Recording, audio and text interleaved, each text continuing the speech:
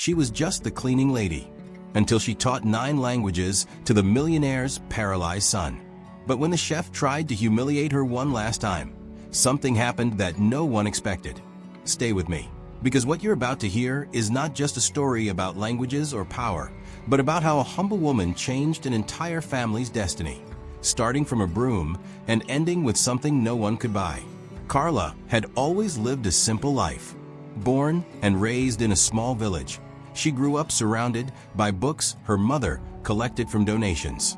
Even though her family never had much, her heart was rich in something rare: curiosity. By the time she was 25, Carla could speak fluent Spanish, English, French, Italian, German, Mandarin, Japanese, Arabic, and Russian. But no one ever gave her credit for it. In the city, no one cared about her intellect.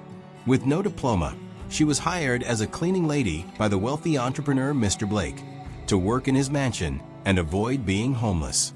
Carla never complained. She cleaned the floors, dusted the chandeliers, and always kept a quiet smile on her face.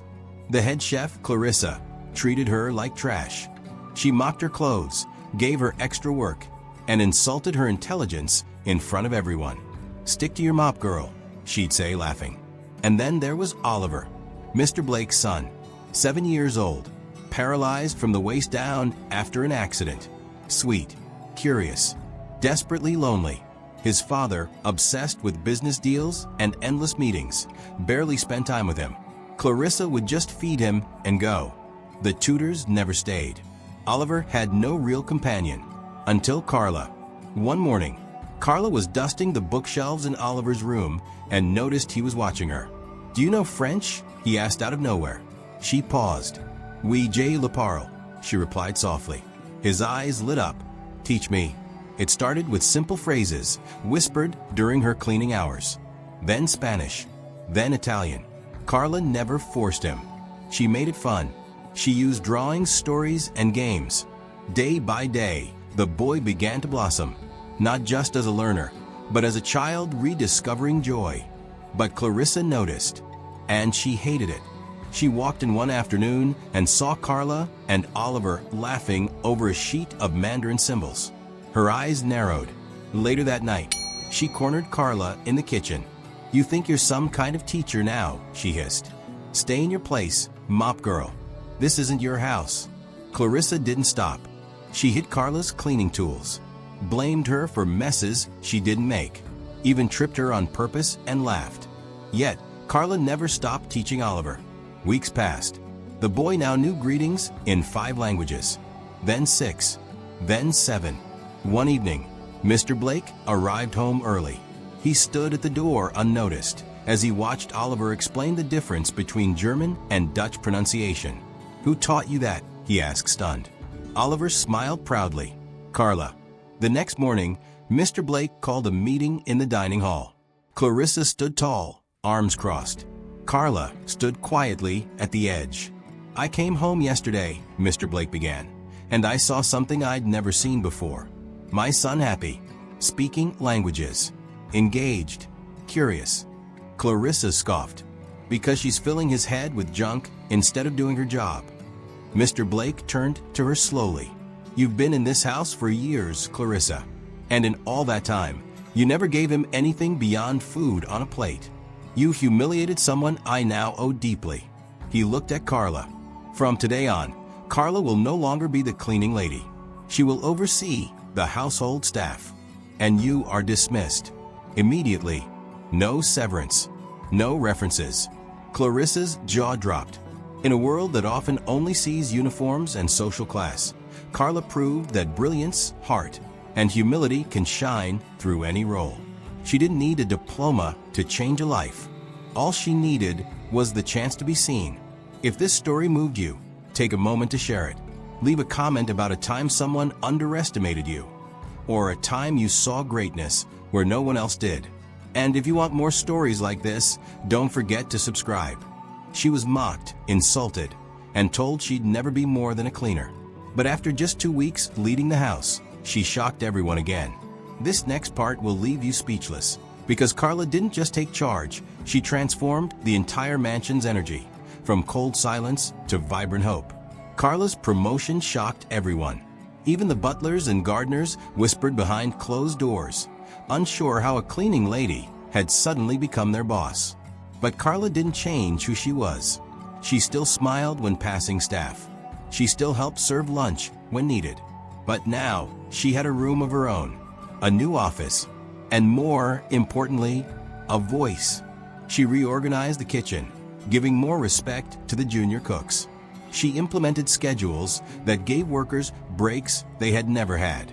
And she created one rule for everyone.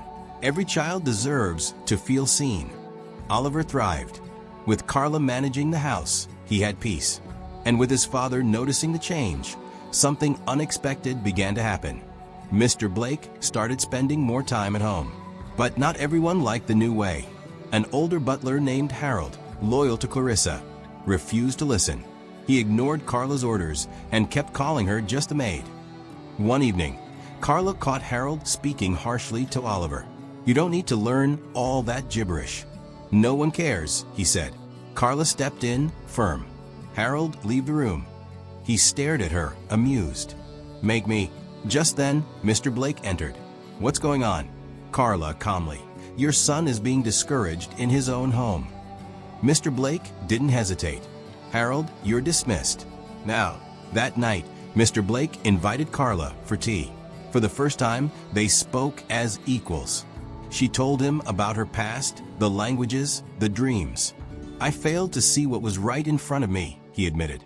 "And now," she asked gently, "now, I want to give Oliver the best, and that includes learning from you. Would you become his full-time mentor?" Tears welled in Carla's eyes. "Yes, with all my heart." Respect isn't about money or position. It's about character. Carla didn't need power to lead. She led by example. And in doing so, she didn't just teach languages, she taught dignity. If you believe leadership starts with kindness, drop a heart in the comments. Carla's story is only beginning. She wasn't just teaching languages anymore. Carla was transforming a millionaire's mansion into a real home. But when jealousy from the outside came knocking, everything she'd built was at risk. This part is about the price of doing good, and the strength it takes to protect what matters most when the world tries to tear it down. Carla had become more than a household manager. She was Oliver's mentor, his joy, and his anchor. Under her guidance, the boy could now speak basic phrases in 9 languages, recite poems in French, and even write stories in Mandarin. Every Sunday, the mansion was decorated based on a different country. They cooked together, sang together. Even the staff learned to greet one another in different languages. But not everyone was happy. Veronica Blake, Mr. Blake's ex-wife and Oliver's absentee mother, hadn't visited in years. But when she heard a maid was running the house, she returned unannounced. She demanded to see her son. When she met Carla, she didn't even let her speak. The next day, Veronica called a lawyer. She wanted custody of Oliver. In court, she painted herself as a perfect mother. But Oliver told the truth, in perfect English, Spanish, and French. "She taught me to speak, but more than that, she taught me to feel worthy again." The judge ruled in favor of Mr. Blake. Carla was officially recognized as Oliver's educational guardian. Sometimes, the family we choose means more than the one we're born into.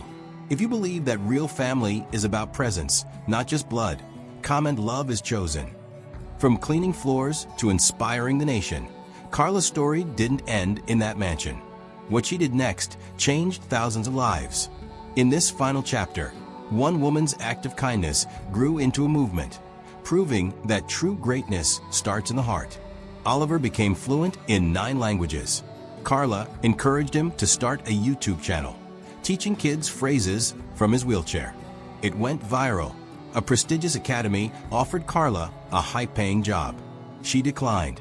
Instead, she created a nonprofit, Languages of Love, giving language education to underprivileged and disabled children.